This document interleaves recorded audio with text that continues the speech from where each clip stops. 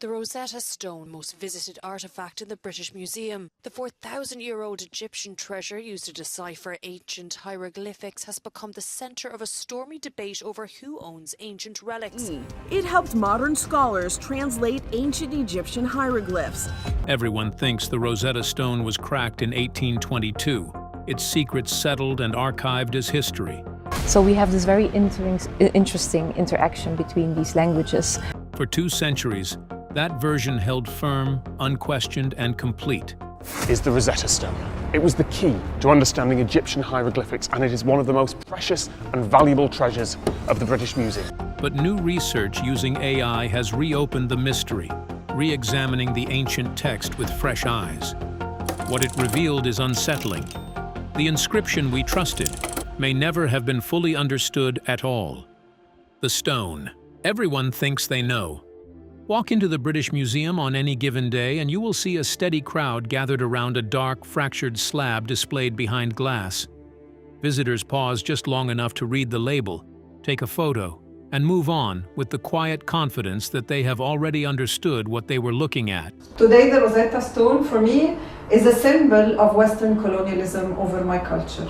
It represents a spoil of war, it represents cultural violence. As if the mystery was solved long ago and neatly stored away. The Rosetta Stone is a modern name. The ancient Egyptians, of course, would not have called it like this. It was buried for centuries until French soldiers found it, and one of them realized what its significance might be.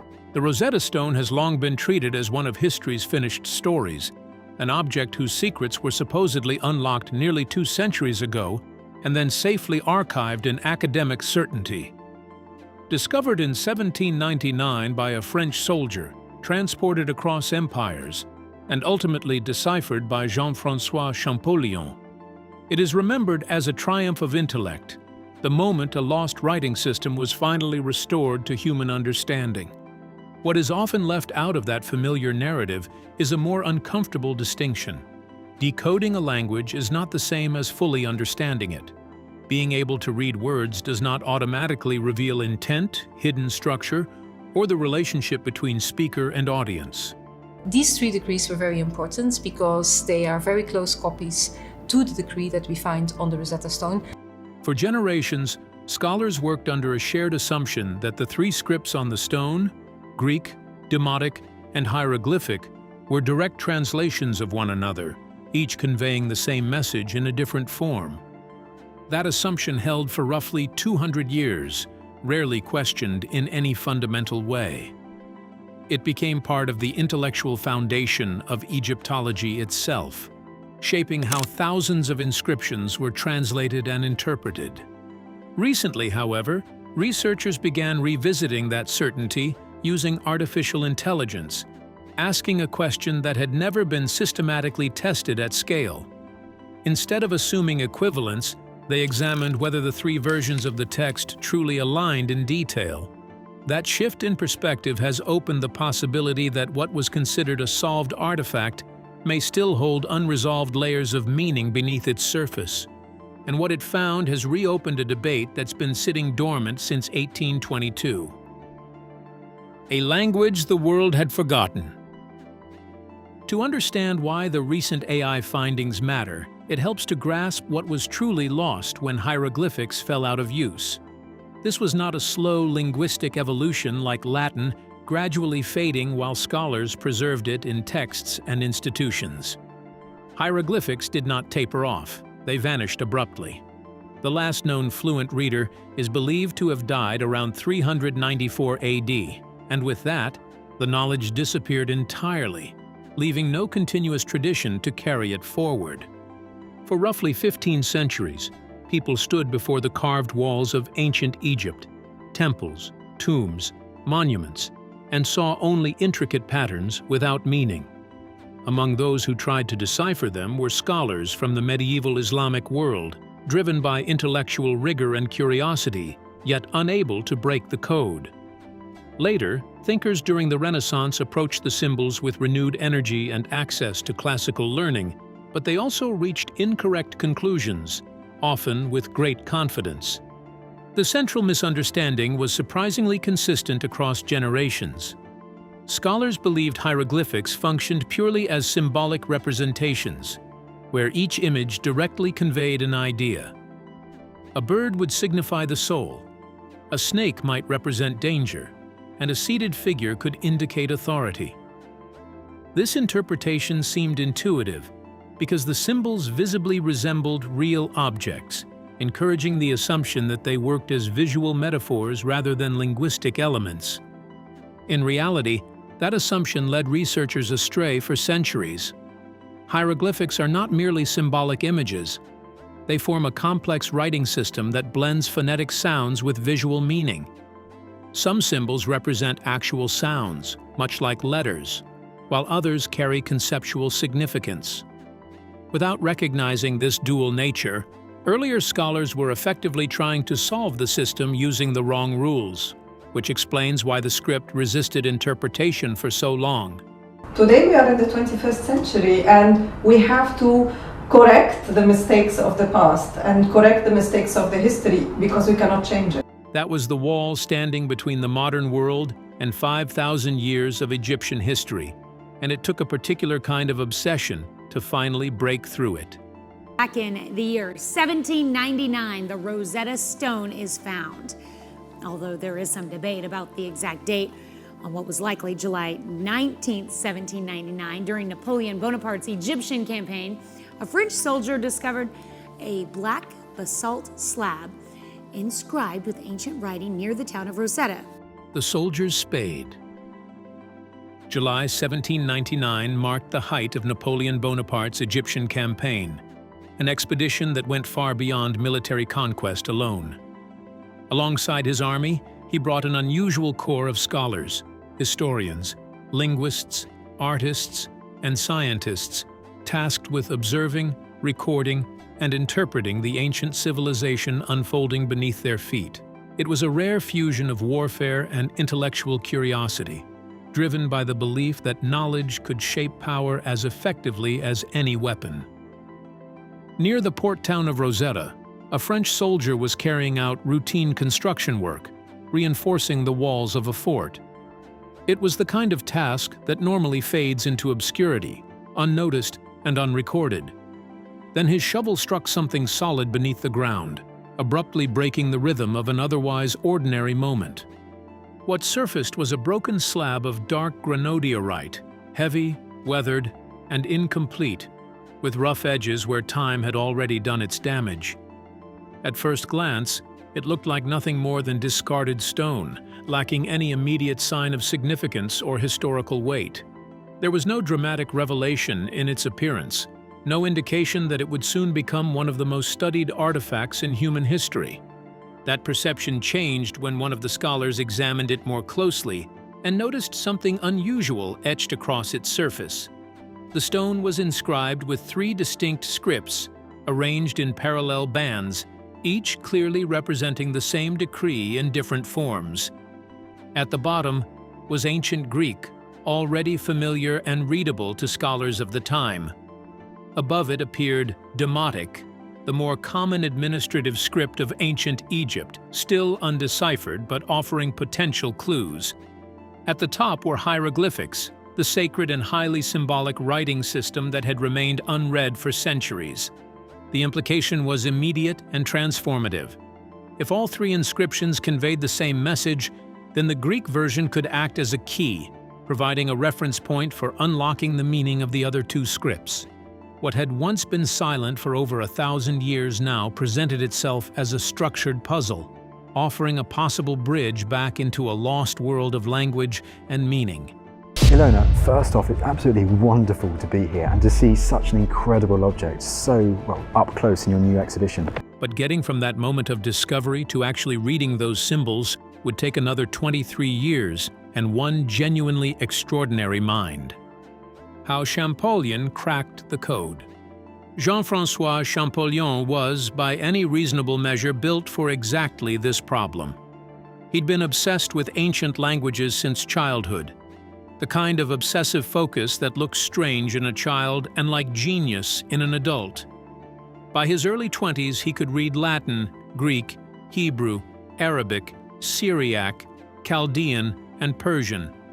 Languages weren't a subject for Champollion, they were an appetite. He wasn't the first serious scholar to attack the Rosetta Stone. An English polymath named Thomas Young got there first, around 1814, and made the crucial initial breakthrough. Young noticed that certain hieroglyphic sequences were enclosed in oval loops, cartouches we call them now, and reasoned that names, being unique, probably couldn't be purely symbolic. The symbols inside those ovals must represent sounds, phonetic values. It was a crack in the wall, a significant one.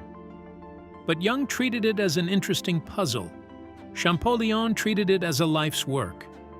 The piece that made Champollion unstoppable was something no other European scholar had, a working knowledge of Coptic. Coptic was the last living form of the ancient Egyptian language, preserved almost by accident inside the liturgy of Egyptian Christian churches. Nobody spoke it as a native language anymore, but the sounds were still there, still being used in religious ceremony, still being passed from priest to student. Coptic language gave Jean-François Champollion something no one else had: the actual sounds behind a language long considered silent. While other scholars compared symbols visually, he could begin to hear them, reconstructing how they once lived as spoken words. In September 1822, after years of relentless effort in Paris, he finally made the breakthrough. Exhausted, he rushed to his brother, declared, "J'ai tenu," I've got it, and collapsed, remaining unconscious for days. When he recovered, the written history of ancient Egypt had at last become readable again. It was one of the greatest intellectual achievements in recorded history, and for 2 centuries, everyone assumed the stone had given up all its secrets. It hadn't.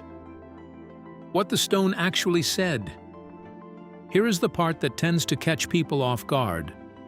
After the lost language, the military campaign, the years of obsessive work, and Jean-François Champollion collapsing from sheer exhaustion, the actual content of the Rosetta Stone turns out to be strikingly ordinary.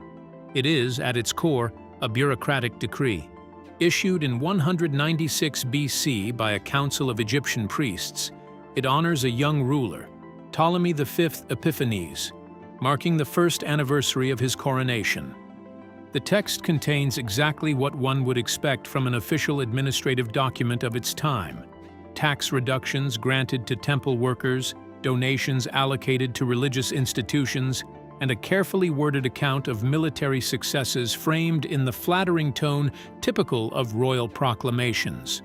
It also includes instructions for statues, guidelines for rituals, and details about which festivals should be observed and how they should be conducted. All of this mattered deeply for maintaining the structure of a functioning kingdom, and it remains invaluable to historians studying the political and religious systems of Ptolemaic Egypt. Yet, in terms of dramatic revelation, there seemed to be nothing hidden beneath the surface, nothing that radically altered historical understanding. The academic consensus settled into something stable and rarely questioned. The stone was extraordinarily important as a linguistic key, but only moderately interesting as a document. Because that conclusion felt so solid, another assumption quietly took root over time. Scholars accepted that the 3 scripts, Greek, Demotic, and hieroglyphic, were direct equivalents, each conveying the same message in a different form. That belief endured for generations without being rigorously tested, leaving open a question few had seriously considered. Nobody asked that question until a research team pointed an AI at the stone and told it to look for exactly that. What GROK found that humans missed. The research team, led by Marco Parale at University College London, was not attempting to produce yet another translation of the Rosetta Stone. That work had already been done repeatedly, refined over generations by highly skilled scholars. Repeating it would have added little. Their goal was different, and in some ways far more precise. Instead of treating the text as something to translate, they treated it as structured data. All 3 versions, Greek, Demotic, and hieroglyphic, were fed into a computational model and aligned carefully. The question they posed was simple in wording but demanding in scope. Do the three versions actually agree, not broadly or thematically, but line by line, phrase by phrase, in the exact claims they make? The answer was unambiguous. They do not. More importantly, the differences were not random inconsistencies or translation noise. They appeared in clusters, concentrated around particular sections and topics, forming patterns too consistent to dismiss as coincidence. One of the clearest examples comes from the section describing royal donations to temples. In the hieroglyphic text, a specific legal formulation appears 3 times in close succession. Within the priestly writing tradition of Ptolemaic Egypt, that repetition carries weight. Used once, it functions as ceremonial language. Used repeatedly in tight proximity, it signals something stronger: a binding obligation, a formal and enduring commitment under religious law. The Greek version of that same passage tells a different story. It compresses those repeated formulations into a single, generalized statement praising the king's generosity. What reads in hieroglyphics as a set of enforceable commitments appears in Greek as a polite acknowledgement. The implication is difficult to ignore. The hieroglyphic text, accessible primarily to trained priests, encodes specific obligations between ruler and temple institutions. The Greek text, readable by administrators and outsiders, presents a simplified and less binding version of the same decree. Across the inscription, the model identified multiple instances of this pattern. Where the text deals with military achievements or public works, the 3 scripts align closely. Where it touches on temple authority, land rights, or limits on royal control, subtle but meaningful divergences begin to appear, suggesting that the stone may have been communicating differently to different audiences all along. And understanding why that would happen requires looking at the world the stone was created in, a world where language wasn't just communication, it was the primary technology of political power. Why this makes complete historical sense. Ptolemy V. Epiphanes was not a typical ruler of Egypt, at least not in the traditional sense. He was Greek by origin, part of the Ptolemaic dynasty, whose lineage traced back to one of Alexander the Great's generals. These were Macedonian elites governing a civilization that had already been ancient long before their arrival, inheriting not just a throne, but an immensely complex social and cultural system. Ruling Egypt as outsiders came with challenges that could not be solved through military force alone. Stability depended on cooperation, and that meant securing the support of Egypt's priestly class. These priests were far more than religious figures. They represented a deeply embedded institutional power, overseeing temples that functioned not only as centers of worship, but as major economic hubs. Temple estates controlled vast agricultural lands, managed production, stored grain, and employed large segments of the population. In practical terms, they held significant influence over Egypt's economic infrastructure. For the Ptolemaic rulers, maintaining that support was essential. The decree inscribed on the Rosetta Stone can be seen as part of this effort, a carefully constructed message demonstrating that the young king respected traditional institutions, honored established religious practices, and could be trusted to uphold the existing order. It was, on the surface, a public affirmation of unity between the crown and the temples. Yet public declarations often differ from underlying agreements. The scribes responsible for carving the stone were not mere artisans. They were highly trained specialists, educated over decades in language, law, and religious doctrine, with a command of technical vocabulary that allowed for precision and nuance. Given that level of expertise, the possibility that they embedded additional layers of meaning into the hieroglyphic text becomes entirely plausible. This practice has a recognized name, diglossia, where different forms of language are used to communicate distinct messages to different audiences, sometimes within the same document. What the recent AI analysis suggests is that the Rosetta Stone may represent an exceptionally refined example of this phenomenon.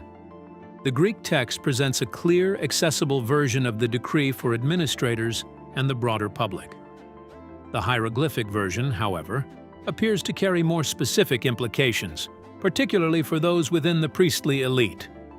It hints at assurances about authority, land, and obligations that extend beyond ceremonial language. If that interpretation holds, then the stone was never a single, unified message. It was a layered communication, operating simultaneously on multiple levels, with each audience receiving the version they were meant to understand. And the reason nobody caught it for 200 years is actually less surprising than it sounds, because the people looking for it were carrying an assumption that made it invisible. Skeptics. Not everyone accepts the conclusions drawn from the AI analysis, and the skeptics are not easy to dismiss.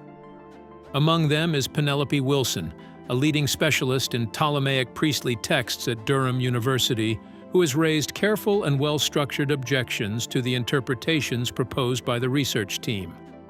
Her central argument is that repetition in hieroglyphic inscriptions does not necessarily carry hidden legal meaning. In many formal Egyptian religious texts, repetition is a known stylistic feature used to create rhythm, reinforce solemnity, or satisfy the aesthetic conventions of ritual language.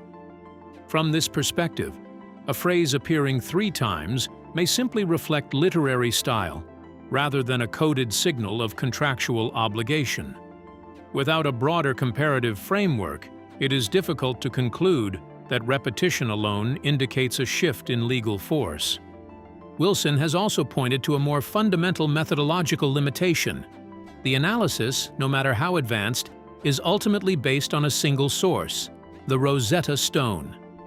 Drawing wide-reaching conclusions about systematic dual-layer encoding from one inscription risks overinterpretation.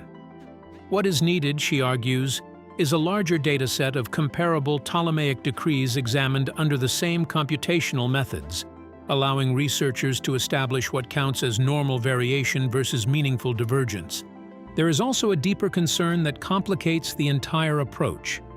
The AI model itself was trained on centuries of existing scholarship, which is built upon a foundational assumption that the Greek, Demotic, and hieroglyphic versions of the text are faithful translations of one another.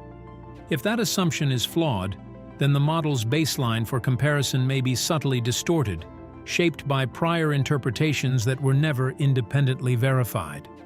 These are not dismissals, but carefully constructed critiques, the kind that reflect genuine engagement with the data rather than rejection of it. They highlight the limits of interpretation when working with incomplete historical records and powerful new analytical tools. Yet even among critics, there is an important point of agreement. The patterns identified by the model are real. Clusters of phrasing differences and variations in passages dealing with temple authority are present in the text itself and have been independently confirmed. The unresolved question is not whether these patterns exist, but whether they reflect deliberate design or conventional variation. That question, long assumed to be settled, is now open again, which means the implications of the AI's findings, if they hold up under further scrutiny, go far beyond one stone in one museum. What changes if the theory holds? Think about what it would actually mean if the AI team's interpretation holds up under broader scrutiny. The Rosetta Stone is only one surviving inscription from the Ptolemaic period, and not even the most complex one we know of. Across the same era, there are hundreds of comparable materials: temple carvings, royal decrees, priestly records, and administrative proclamations, all translated over time using a shared linguistic framework built on the assumption that each version of a text is a direct equivalent of the others. If that assumption is wrong, then the scale of what needs rethinking becomes enormous. Every one of those translations, carefully preserved in museum catalogs, academic papers, and reference archives, would need to be revisited. Not simply corrected in small details, but reanalyzed from the ground up, with a new question in mind. Whether different scripts were always saying the same thing in the first place, or whether they were deliberately structured to communicate differently depending on the reader. The implications extend far beyond textual accuracy. If the priestly class of Ptolemaic Egypt was capable of encoding binding political meaning into hieroglyphic inscriptions, while simultaneously presenting a simplified version in Greek for administrative consumption, then their role in society must be reconsidered entirely. They were not merely custodians of tradition or ritual specialists operating under foreign rule. They were active participants in political design, shaping how authority was communicated and potentially embedding protections for themselves within the official language of the state. This would suggest a level of sophistication that goes beyond religious authority. It implies that priests could negotiate with the ruling Ptolemaic dynasty in ways that were structurally encoded rather than explicitly stated, using language itself as a tool of political strategy. In this interpretation, they were not passive subjects adapting to foreign governance, but skilled architects of a dual language system capable of carrying multiple meanings simultaneously. It also reshapes how we understand the broader cultural fusion of the period, when Greek rulers adopted Egyptian titles, built temples in traditional styles, and presented themselves as legitimate pharaohs. This has usually been described as political performance, a symbolic effort to stabilize rule. But under this new lens, it may have been something more continuous and embedded. An ongoing negotiation between two systems of power, written directly into public inscriptions and repeated across official documents. Seen this way, the Rosetta Stone is not just a linguistic breakthrough.